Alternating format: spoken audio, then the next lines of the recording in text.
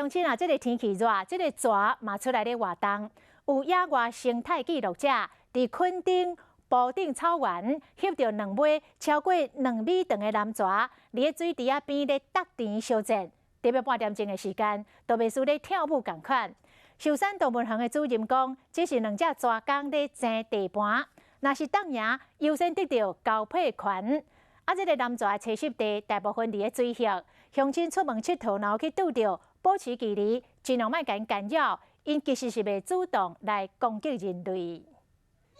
全大陆咧推广防疫新生活的运动，足侪人开始出门去耍啊。有人伫垦丁埔顶草埔顶悬看到这款的情形，有2只足大只的蛇，长差不多2公尺左右，伫水边，一时啊，甲伊的身躯伸落地，一时啊，搁相战啊。有当时啊停落来小喘一下，对这头战甲迄头，看起来嘛是惊人。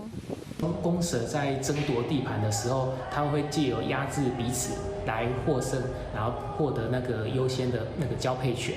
那其实，在蛇打架的话，他们其实并不会说打到你死我活，他们只是会用这种方式，那认输的一方他们就离开。对外表看起来，敢若亲像是一个公的，一个母的，你跳舞共款。但是其实因是咧 PK 抢地盘。南部的蛇大部分拢走伫水边，天气若较热，因就会开始出来活动。虽然讲看起来足大只，但是其实因袂主动攻击。你若是看到，尽量莫去烦因，因就袂来烦你。